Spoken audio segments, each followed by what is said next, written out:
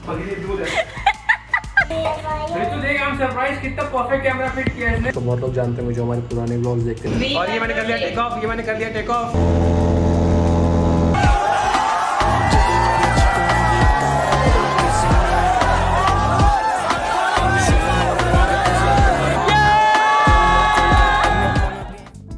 नमस्कार, आप देख रहे हैं न्यूज़ रूम पोस्ट। आज हमारे साथ बेहद ख़ास मेहमान मौजूद हैं जो पेशे से पायलट हैं, यूट्यूबर हैं और कहा जाए तो मल्टी टैलेंटेड हैं।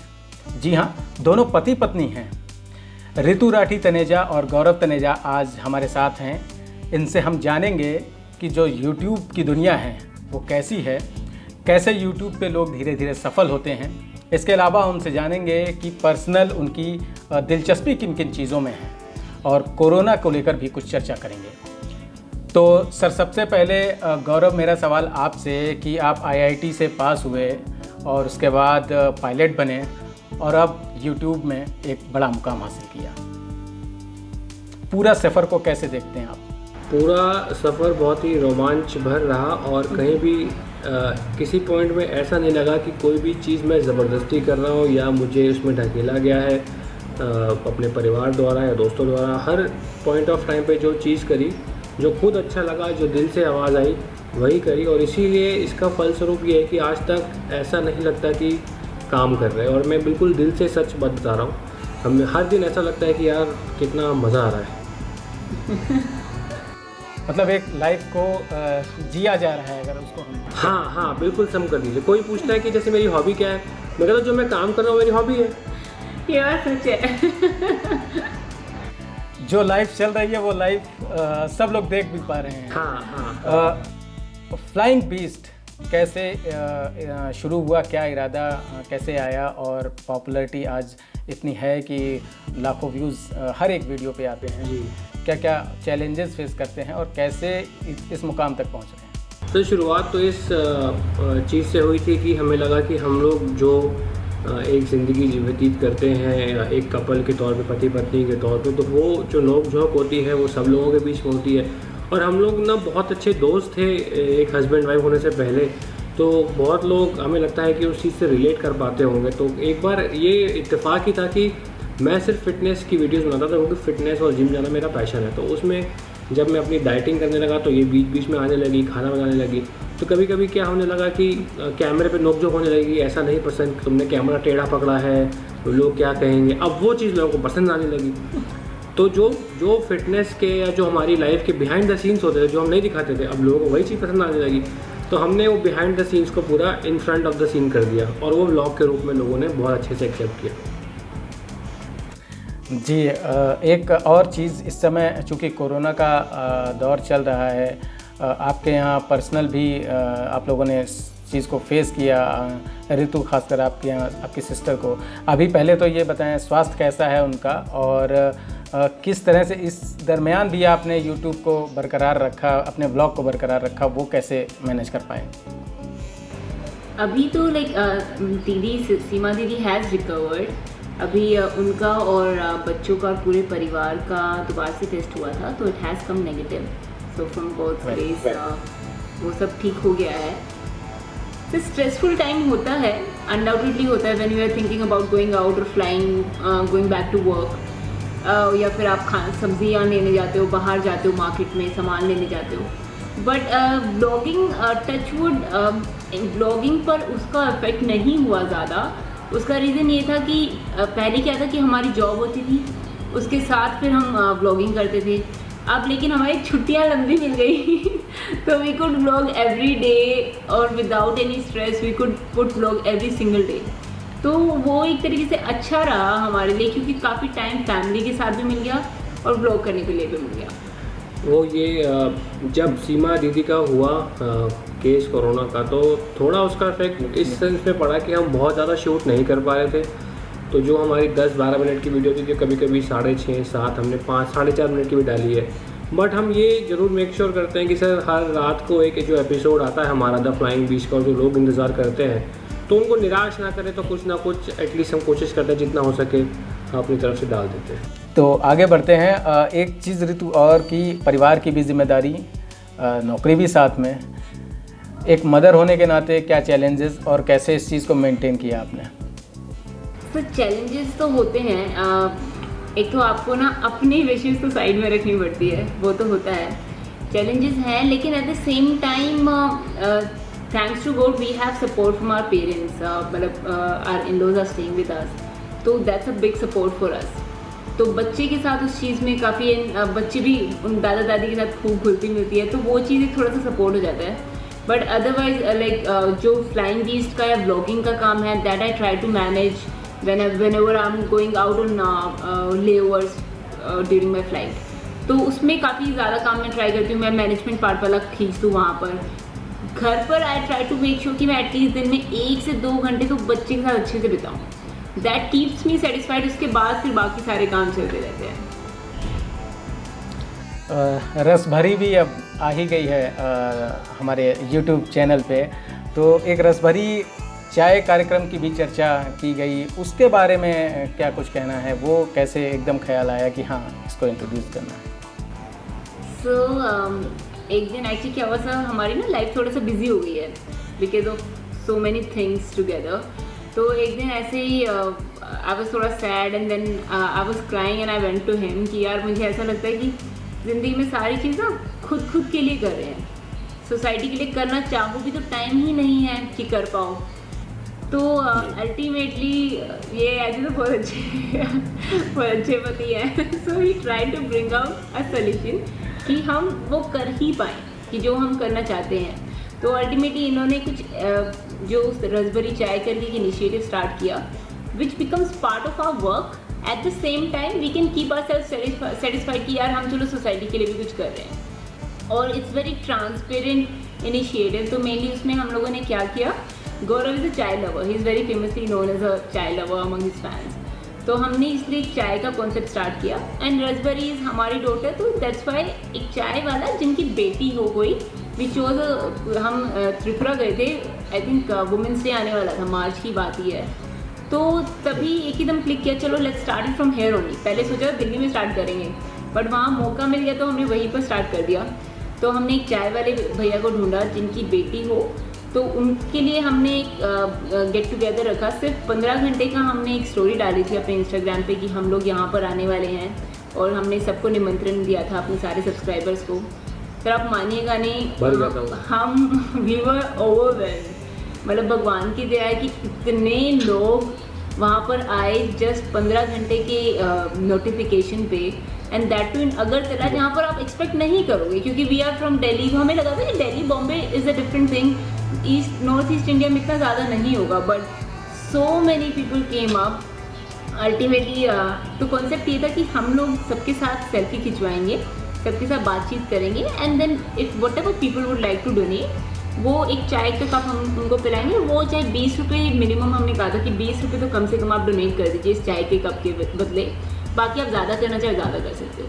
तो हमने कुछ एक अच्छा अमाउंट गैदर किया, उसको हमने मल्टीप्लाई किया अपनी साइड से, एंड अल्टीमेटली हमने 51,000 की एक FD बनवाई उस बच्ची के नाम पर, keeping her mother as a nominee, and then 5 साल के बाद she will be getting 71,000 which she can use for her marriage. तो ये कॉन्सेप्ट था सर। हमारी खुद की बिटिया है तो वो उससे रिलेट करना था हमें बस। ओके, आप दोनों लोगों ने डोमेस्टिक टूरिज्म को प्रमोट करने पर जोर दिया। क्या किस तरह से ये दिमाग में ख्याल आया कि डोमेस्टिक टूरिज्म, चूँकि अपने यहाँ अगर देखें तो PM मोदी भी अगर देखें वो भी डोमेस्टिक टूरिज्म को बढ़ावा देने पे जोर देते आए हैं, तो कहाँ से ये ख्याल आया? सर हम लोग ये डिसाइड किया था कि ट्रैवल कंटेंट हमें बनाना है।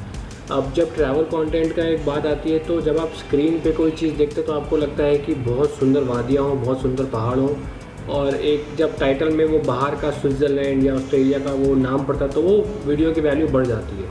बट हमने जब घूमना शुरू किया, क्योंकि हमारी सब छुट्टियाँ ऐसी थी कि कभी 4 दिन की छुट्टी है, कभी 3 दिन की छुट्टी है, तो हम उन छोटी छुट्टियों में बाहर नहीं जा सकते क्योंकि एक दिन तो आने जाने में लग जाता है, आने जाने में।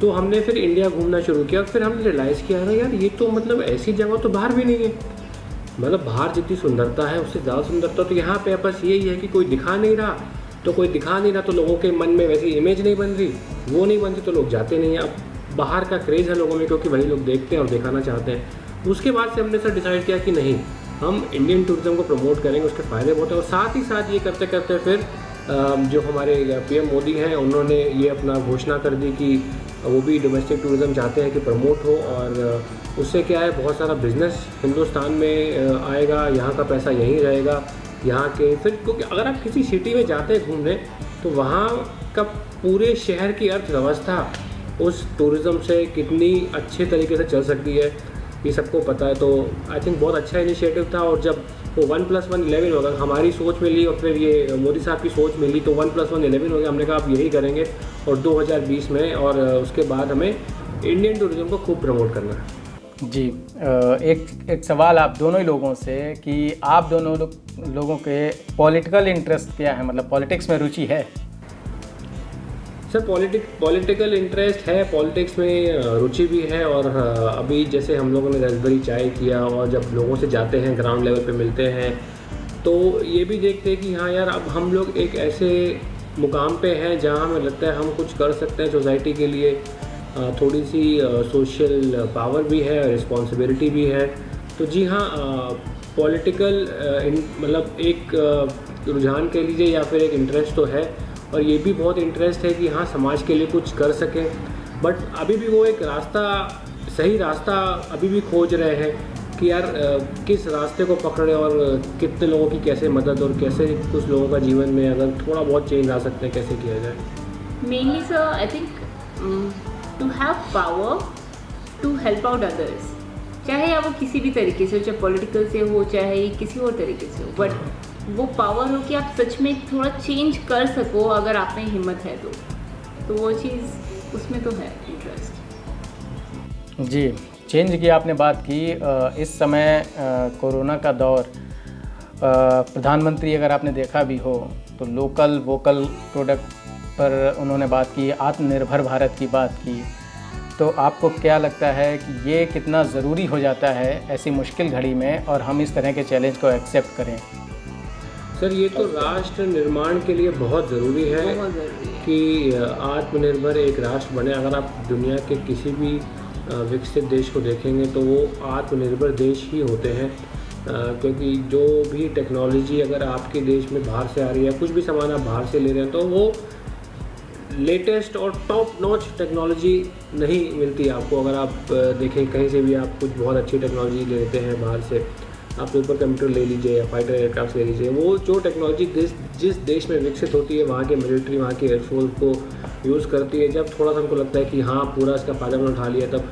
लेकिन वही चीज़ अगर आप खुद के देश में और भारत जैसे देश में जहाँ पे टैलेंट की कोई कमी नहीं है, बस थोड़े संसाधन अगर मतलब वो प्रॉपरली अलाइन हो जाए चीज़ें तो बहुत ही ज़्यादा फ़ायदा होगा देश को। और आई थिंक एक देश के निर्माण में बहुत ही ज़्यादा ज़रूरी है कि आप आत्मनिर्भर बने और सेल्फ डिपेंडेंट नेशन बने। ये तो सच में बहुत ज़रूरी है sir, because till the time हम लोग अपने जो देश में प्रोडक्ट्स बने हैं उनको प्रमोट नहीं करेंगे ना तो एम्प्लॉयमेंट कहाँ से आएगा। एंड स्पेशली अब कोरोना के टाइम पे तो इतनी जहाँ पे आर्थिक व्यवस्थाएं इतनी ज़्यादा तहस नहस हो गई हैं, तो बहुत ज़रूरी है कि हम उन्हीं प्रोडक्ट्स को प्रमोट करें जो इंडिया में बनते हों, ताकि लोगों को एम्प्लॉयमेंट मिल सके उससे। जी, एक और चीज़ की एक और सवाल ये है कि लॉकडाउन जैसा जो पीएम मोदी का फैसला था, सरकार का फैसला था, उसको लेके ये आवाज़ भी उठी कि नहीं लॉकडाउन ठीक नहीं था। आप लोगों को क्या लगता है, चूँकि आप लोग एक ऐसे प्रोफेशन से भी रहे हैं जिन्होंने इस चीज़ को काफ़ी करीब से देखा, फेस भी किया होगा कि एज ए पायलट कि उड़ानों का बंद होना कितना ज़रूरी था, या बाकी पूरे देश को कोरोना कंट्रोल करने के लिए कुछ दिनों तक के लिए होल्ड करना कितना ज़रूरी था? सर लॉकडाउन जब हुआ तो हमने देखा कि केसेस में कमी थी। और देखिए मैं तो शुरू से कहता हूँ कि भारत की चुनौतियाँ विश्व की चुनौतियों से बहुत अलग हैं, क्योंकि भारत की प्रॉब्लम्स बहुत अलग है। एक तो हम बहुत ज़्यादा नंबर्स में हैं, तो नंबर 1 प्रॉब्लम हो जाती है कि वो भारत जैसे एक बड़े देश को रूल करना जहाँ पे बहुत सारे लोग हैं, विविध कल्चर हैं और इतने सारे वो लोग बोलियाँ अलग हैं, अलग अलग तरीके के लोग हैं, तो डिफरेंट चैलेंजेस अपने आप आ जाते हैं। और किसी भी अगर आप विदेश में देखेंगे जहाँ पे चेंज हो रहा है वहाँ पे उतने लोग नहीं हैं, तो कंट्रोल करना उतना मुश्किल नहीं है। बट भारत जैसे देश में अगर लॉकडाउन की बात करें, कभी सोचा नहीं होगा कि मैंने कभी सोचा नहीं था कि इंडियन रेलवेज़ जैसा एक सिस्टम बंद हो सकता है।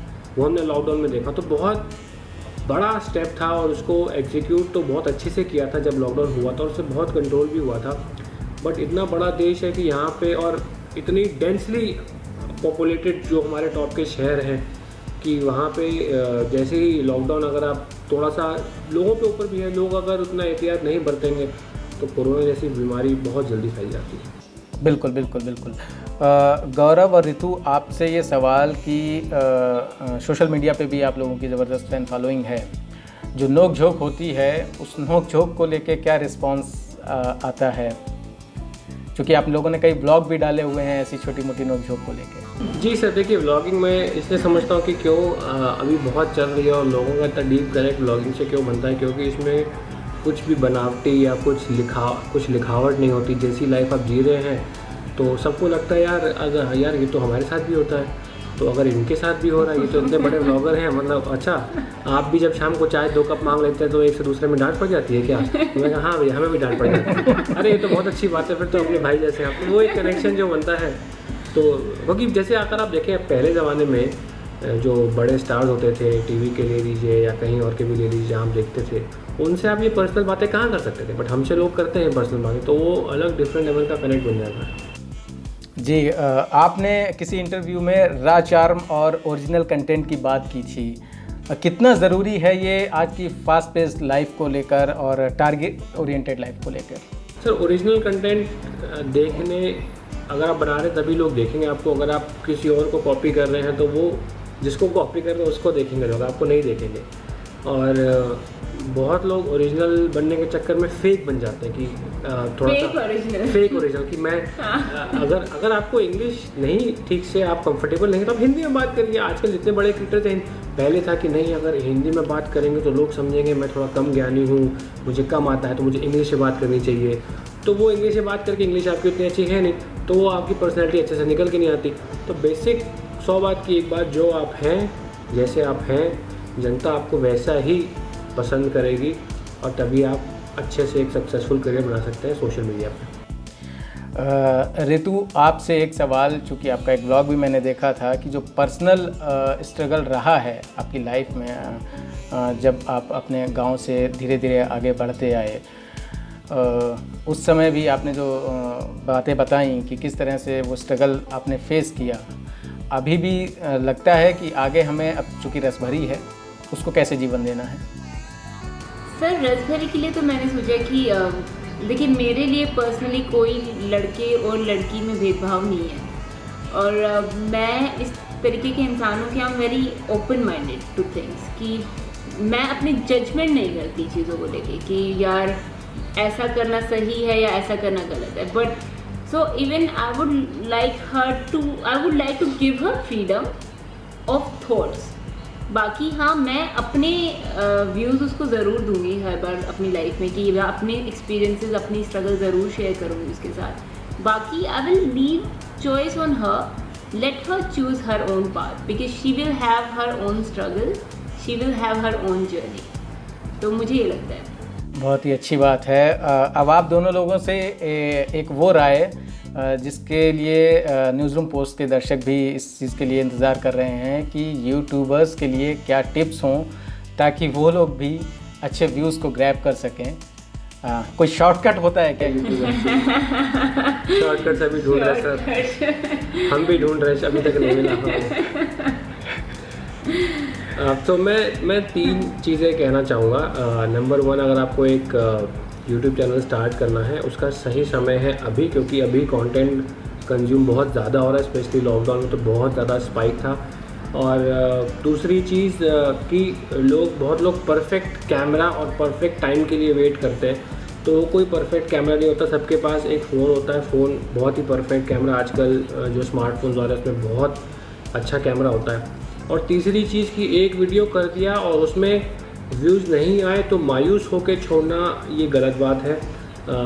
उसको करते रहें, मतलब एक कंसिस्टेंसी रखें कि मेरे को हफ्ते में 3 बार डालना, तो हफ्ते में 3 बार डालना। अपने आप उसको एक रूटीन बना दीजिए कि भाई मैंने 4 महीने तक ये करना है, उसके बाद अगर मुझे सक्सेस नहीं मिली फिर मैं सोचूंगा मैं क्या गलत कर रहा हूँ या क्या गेम प्लान चेंज करना है, लेकिन आपने एक हफ्ते बाद ही छोड़ दिया तो फिर सक्सेस आपको मिलना बहुत मुश्किल है। कंसिस्टेंसी बहुत ज़रूरी है मुझे लगता है। और टेक्निकल पॉइंट ऑफ व्यू से टेक्निकल पॉइंट ऑफ व्यू से आप ये देखिए कि आप किस चीज़ में अच्छे हैं, उस चीज़ में कंटेंट बनाइए, ना कि आपका फेवरेट यूट्यूबर अगर कॉमेडी कर रहा है और स्केच बना रहा है और उसको एक दिन में 10 मिलियन व्यूज़ मिल रहे हैं, या आपका फेवरेट कॉमेडी क्रिएटर रोस्टिंग करता तो आप भी रोस्टिंग करेंगे नहीं। आप अगर स्पोर्ट्स में अच्छे हैं, आपकी महारत फुटबॉल में है, तो आप फुटबॉल की ट्रिक्स बताइए, उसमें लोगों को दिलचस्पी आएगी क्योंकि आपका टैलेंट वहीं दिखेगा। ऋतु और गौरव, आप दोनों का बहुत बहुत शुक्रिया न्यूज़रूम पोस्ट के साथ बातचीत करने के लिए। आप इसी तरह वीडियोस बनाते रहें, लोगों को एंटरटेन करते रहें और रसभरी के लिए भी, उसके भविष्य के लिए बहुत सारी शुभकामनाएं। Thank you sir. नमस्कार। Thank you. नमस्कार। Thank you. तो इस वीडियो में इतना ही। अगली बार फिर किसी हस्ती से होगी मुलाकात। दीजिए इजाज़त। नमस्कार।